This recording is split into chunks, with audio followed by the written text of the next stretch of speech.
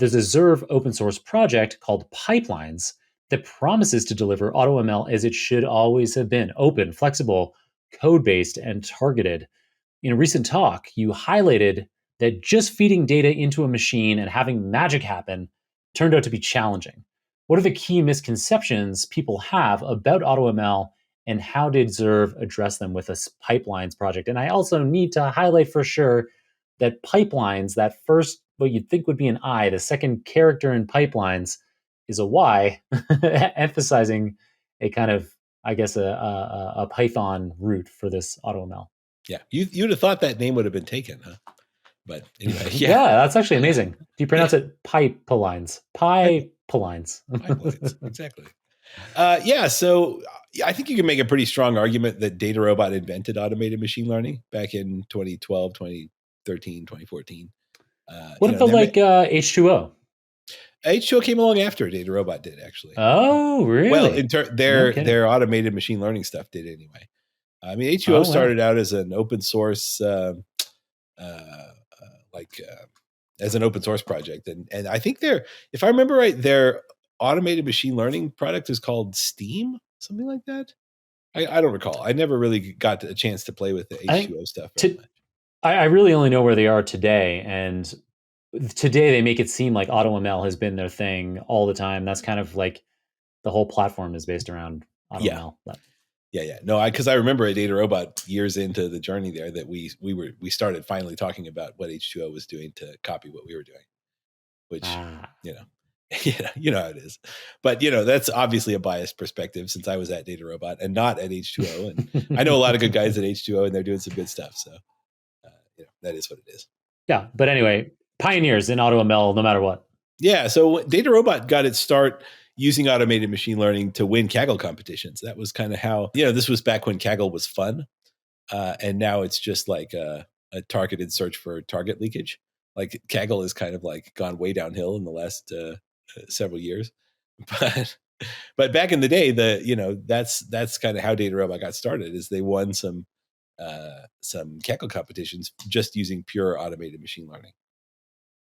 So the thing about really any low code or no code type tools, which automated machine learning definitely falls into that category, certainly in the way that it exists today, is that they are really great for happy path problems. So if there's nothing weird about the problem that you're trying to solve, then automated machine learning is going to be great.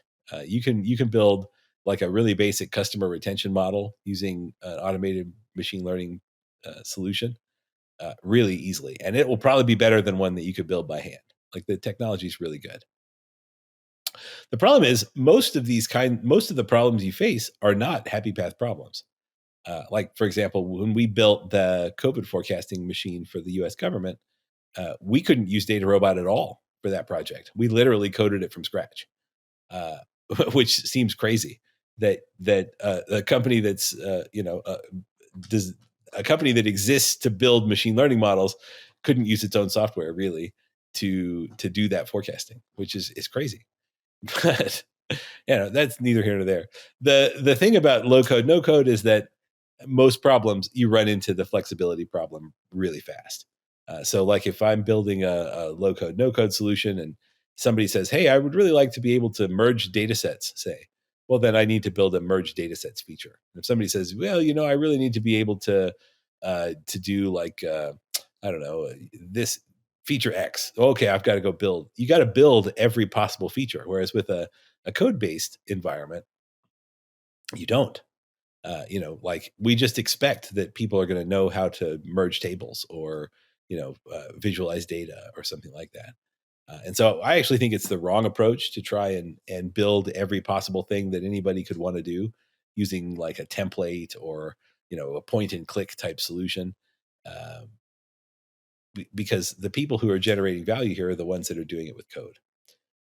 So anyway, I think that's the main drawback with the automated machine learning stuff, is that it's just so hard to build for every possible eventuality when it comes to like all the different types of models you could build and all the different kinds of tweaks that you might want to do. And it really is it's both a science and an art to do that kind of stuff. And, for your most basic problems, like I said, it's great.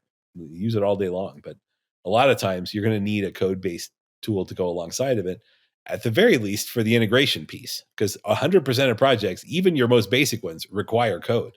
Like you got to integrate that with Salesforce. You've got to integrate it with, some system for deployment. You've got to write an API for it, or, whatever it might be. You're going to need to write some code at some point.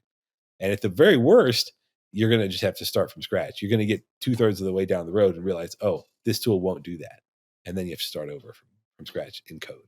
Yeah, one of the things about AutoML that I think managers who don't have hands-on data science experience think that there's going to be a magic bullet with AutoML because it can do so many different kinds of things. But when you are hands-on in a data science problem and you've moved beyond like Kaggle data sets or toy problems, when you get into the nitty-gritty data science problems that tech companies are facing, typically they're solving problems that have nuances, that have aspects that no one has ever dealt with before. And it's not like you just have this perfect, these are the labels, here's our inputs, let's just find some function that predicts the labels as best as possible. It's almost never that simple in real life. In real life, there's tons of ugly things about the training data that you've collected from your users. That mean you need to be artificially putting in barriers in some way in order to have the machine model do what you really want, as opposed to what your labels will get you on their own. The other thing that I learned about automated machine learning is that the people who actually want to use it have no idea what they would use it for. So like one of the things that I did when I was chief customer officer at Data Robot was we hired about 100 former McKinsey folks to do nothing but go around and do use case workshops with our customers all the time. Because the people who want to use automated machine learning, who don't know how to code, they also have no idea what to use machine learning for.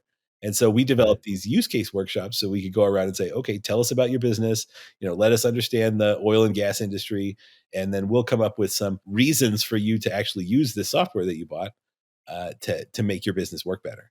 And I'm not exaggerating. We had 100 guys and gals, and that's what they did. They went around and did use case workshops to help our customers, figure out what they needed machine learning for in the first place.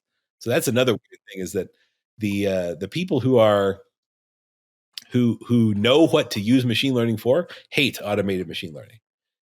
So there's a retention question there as well. Like if the customers that could use your tool don't want to, and the customers that want to use your tool don't know how, it's a weird situation to be in from a product market fit perspective.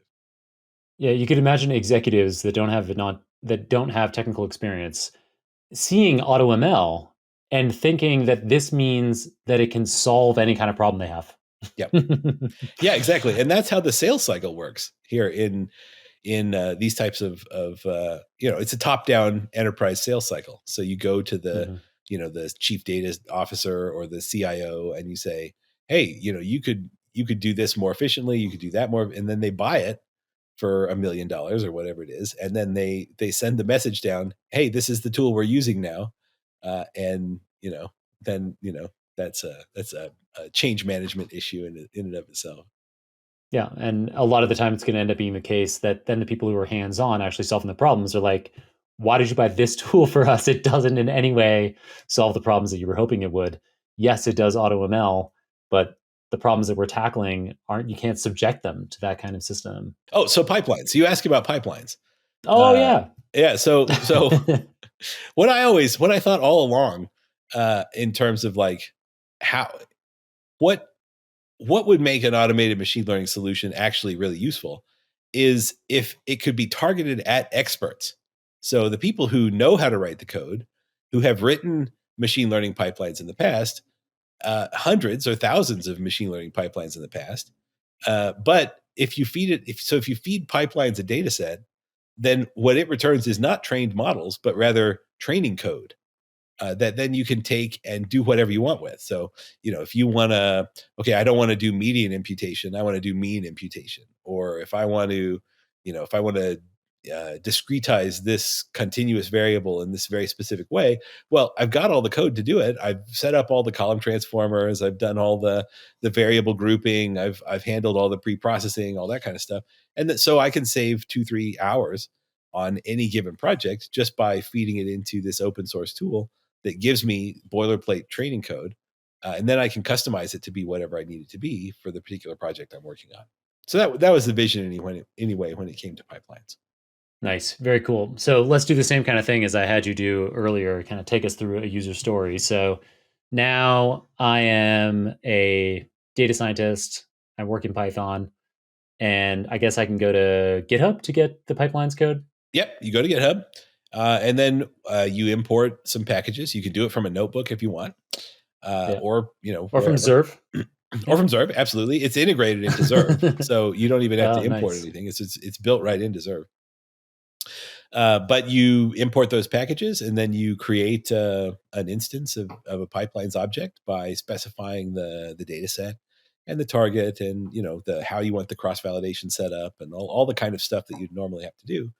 And then I think this function is git code, and it just outputs the code. You can output it directly to your clipboard, so you can copy paste it somewhere or whatever, and it just gives you that code that you can then take and use. So it's very simple to use. So cool. Yeah. AutoML, but you're outputting Python code instead of outputting results, which means that you have all the downstream flexibility that you would with a code project, but it's skipping a bunch of steps for you.